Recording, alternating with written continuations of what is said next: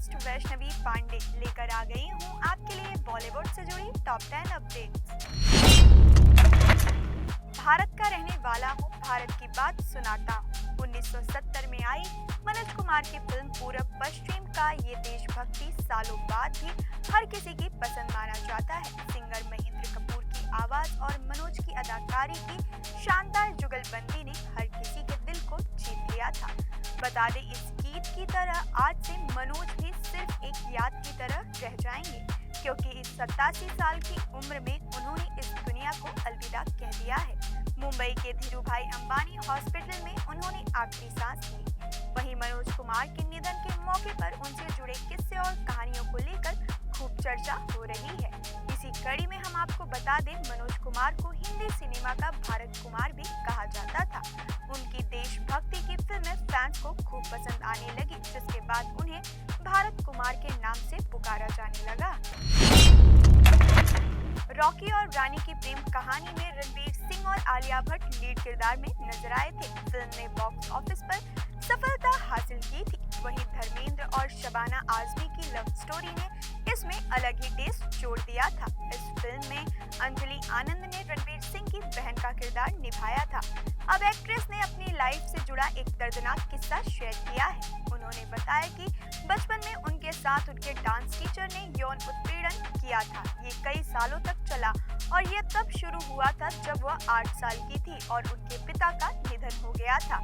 उनकी 2 बड़ी बहनें और माँ उनके शोक में थी और उन्होंने इन सारी चीजों पर ध्यान नहीं दिया। उन्हें लगा कि मैं अपने डांस में खुश हूँ। वहीं एक्ट्रेस ने ये भी बताया कि उन्हें लंबे समय तक इसका एहसास ही नहीं हुआ कि उनके साथ क्या हो रहा है और इस अनुभव ने उनके दिमाग पर हमेशा के लिए एक निशान छोड़ दिया। कृष्ण कुमार मेनन, जिन्हें के मेनन के नाम से जाना जाता है, हिंदी फिल्म इंडस्ट्री के पॉपुलर एक्टर्स में से एक हैं। केरल में जन्मे के ने एडवर्टाइजिंग इंडस्ट्री से अपने करियर की शुरुआत की थी। हालांकि एक्टिंग में उनका करियर तब शुरू हुआ जब उन्होंने थिएटर ज्वाइन किया।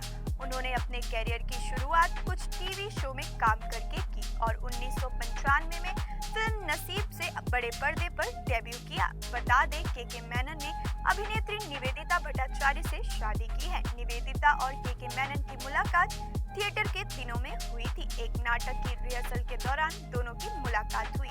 उन्होंने साथ काम किया, दोस्त बने और आखिरकार उनकी दोस्ती प्यार में बदल गई। लेकिन क्या आप जानते हैं कि इस प्यारे जोड़े ने अपना किराया बचाने के लिए शादी करने का फैसला किया था। मुंबई जैसे शहर में किराया चुकाना काफी मुश्किल था और दोनों स्ट्रगलिंग पीरियड में थे। यही वो समय था जब के और निवेदिता ने शादी करने का फैसला किया था। बॉलीवुड फिल्मों में अलग अलग किरदारों की भूमिका में नजर आने वाले अनुपम खेर किसी परिचय के मोहताज नहीं हैं। हिंदी सिनेमा के दिग्गज अभिनेताओं के साथ उन्होंने काम किया है और कई हिट फिल्में भी दी हैं। बता दें, अनुपम खेर एक अभिनेता ही नहीं बल्कि डायरेक्टर भी हैं और अब वह अपनी अपकमिंग फिल्म के जरिए डायरेक्शन की दुनिया में वापसी करने जा रही हैं। तन्वी द ग्रेट फिल्म के निर्देशन की जिम्मेदारी अनुपम खेर ने अपने कंधों पर उठाई और खास बात यह है कि इस प्रोजेक्ट के लिए उन्होंने फंडिंग के लिए किसी स्टूडियो या फाइनेंसर से संपर्क नहीं किया। मैं फिल्म के लिए किसी भी स्टूडियो के पास पैसे लेने नहीं गया, ना ही इसके लिए किसी फ्रेंचाइजर को ढूंढा। जिन लोगों ने शुरुआत में इसके लिए फाइनेंस किया, उनकी कहानियां सभी के सामने धीरे धीरे आएंगी। ये करना मेरे लिए बिल्कुल आसान नहीं था, क्योंकि ये फिल्म हिम्मत संघर्ष की कहानी है, तो मुझे भी बतौर निर्माता और निर्देशक वही साहस दिखाना पड़ा। बॉलीवुड एक्ट्रेस मलाइका अरोड़ा अपने अपकमिंग प्रोजेक्ट से ज्यादा अपनी पर्सनल लाइफ को लेकर सुर्खियों में रहती हैं। बता दें, साल 2024 उनके लिए कई मायनों में दुखों से भरा साबित हुआ, जहां उन्होंने अपने पिता अनिल मेहता को खो दिया। इससे कुछ समय पहले एक्ट्रेस का ब्रेकअप अर्जुन कपूर से हुआ था। बॉयफ्रेंड से अलग होने के बाद हाल ही में उन्होंने एक नया टैटू बनवाया, जिसे लेकर खूब चर्चा हो रही थी। मगर अब एक्ट्रेस ने खुद इसका मतलब और वजह दोनों बता दी है। एक्ट्रेस ने कहा, मैं टैटू केवल शौक के लिए कभी नहीं बनवाती हूँ, उनके पीछे मेरी भावनाएं जुड़ी होती हैं। यह खास टैटू साल 2024 की मेरी कुछ यादों को दिखाता है। सब्र और शुक्र दोनों ही मेरे लिए मायने रखते हैं। जब मैं विचार करती हूँ कि एक साल पहले कहाँ थी और आज किस जगह पहुँच गई हूँ, तो ये शब्द मुझे सुकून देने का काम करता है। एक सफल एक्टर के तौर पर ममता कुलकर्णी 90 के दशक में कामयाबी के रथ पर सवार थी। हर कोई फिल्म मेकर उन्हें अपनी मूवीज में रखना चाहता था। वहीं 1997 में आकर ये खबर फैल गई कि ममता कुलकर्णी का शादीशुदा निर्देशक के साथ एक्स्ट्रा मैरिटल अफेयर चल रहा है। बता दें, बी टाउन के लिए ये उस वक्त बहुत बड़ी ब्रेकिंग के तौर पर तेजी से फैलने लगी। वहीं रिपोर्ट्स ये भी आई थी कि उस निर्देशक की पत्नी ने अपने हस्बैंड को ममता कुलकर्णी के साथ होटल में रंगे हाथों पकड़ लिया था। मगर आपको बता दें कि वो डायरेक्टर कोई और नहीं बल्कि टीनू वर्मा थे।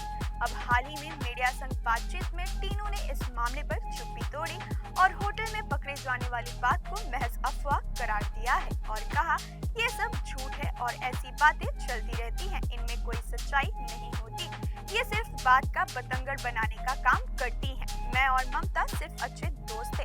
होटल में उस वक्त मैं, ममता और शो के आर्टिस्ट वहां मौजूद थे।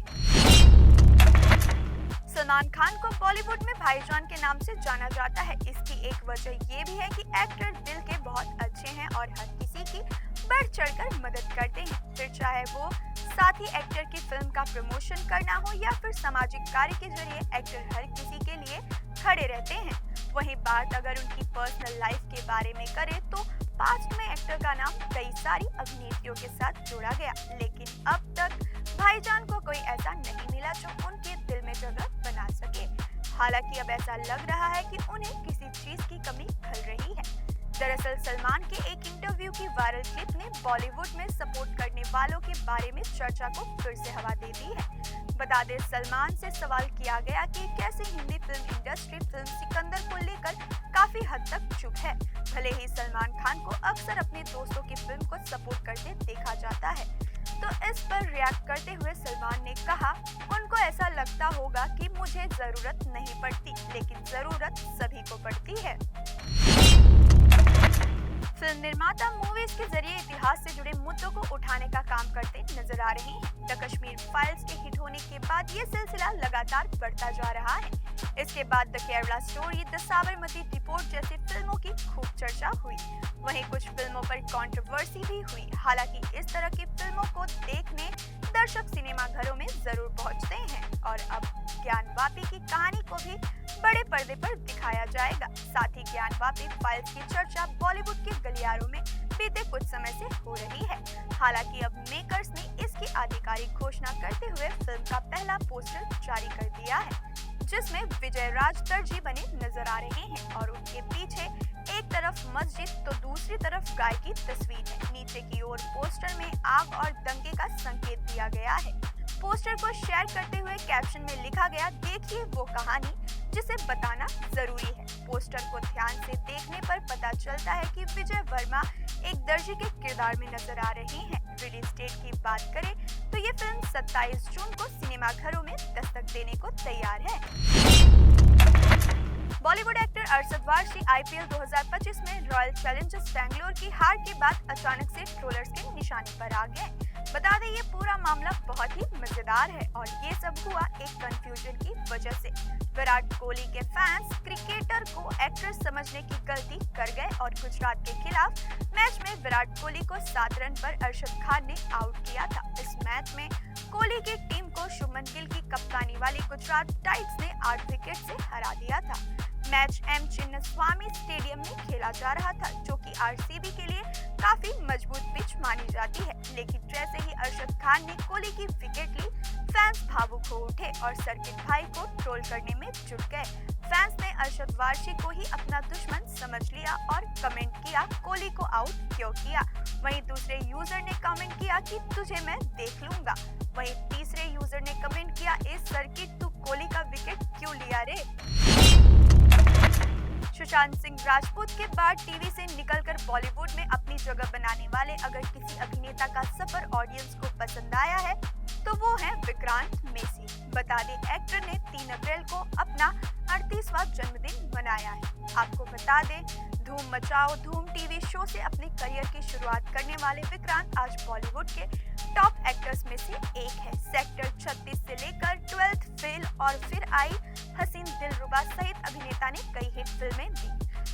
बॉलीवुड का ये सफर विक्रांत मेसी के लिए बिल्कुल भी आसान नहीं था। बचपन से ही उन्होंने ऐसा संघर्ष देखा था कि कम उम्र में उन्हें बाहर निकलकर काम करना पड़ा।